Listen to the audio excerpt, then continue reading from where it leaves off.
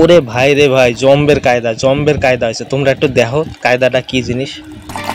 গরমের সময় গ্রামের গরিব লোকরা কোন ফ্রিজ ব্যবহার করে, দেখো কিভাবে ব্যবহার করে। এইরকম একটা মাটির কলসিতে ট্যাপ লাগিয়ে তারা ব্যবহার করে। এইখানে বিভিন্ন জলটাকে তো প্রচুর ঠান্ডা থাকে, অন্য অন্য ফ্রিজের মতো বেশ ঠান্ডা থাকে। গরমকালের ব্রেকফাস্ট তোমরা তো জানো, এক একজনের ব্রেকফাস্ট এক এক মেনু হয়, কিন্তু না জানো গো, আমরা খুব গরিব। এবার আমাদের এই গরিব লোকের গ্রামের ব্রেকফাস্টটা তো সকালটা কী দিয়ে শুরু হয়? পচা ভাত, যাকে বলে পান্তা ভাত। এই পান্তা ভাত দিয়ে শুরু করে। পান্তা ভাত আগের দিন জল দিয়ে রাখা হয়, তো গরমে একেবারে খুব একটা খারাপ লাগে না, তোমরা খেয়েও দেখতে পারো। এইখানে দেখো পান্তা ভাত নেওয়া হলো, পান্তা ভাতের একটুখানি ঝোল না দিলে না শুকনো শুকনো লাগে, তাই এটা নামিয়ে নেওয়া হচ্ছে।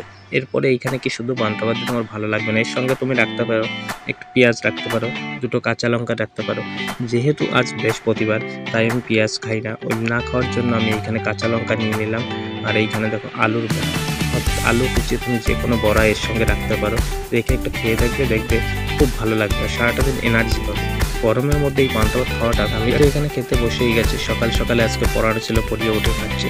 আর এইখানে মা এখনো খায়নি, দেখো মা এখনো এটা তৈরি করছে। কি তৈরি করছে? এইখানে দেখো আলু কুচিয়ে মানে চালের বলেছিল বেসন দিয়ে তৈরি করছিল, এটা দিয়ে তো আমি পান্তা ভাত দিয়ে এখন মেখে তো খেয়েই নেবো খুব সহজে।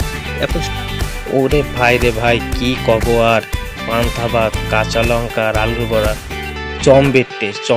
এই টেস্ট কখনো ভোলার মতো নাই, তোমরা খেয়ে দেখতে পারো। তোমরা যদি না খাও তাহলে এই জিনিসটা বুঝতেই পারবে না যে এটা কতটা টেস্ট।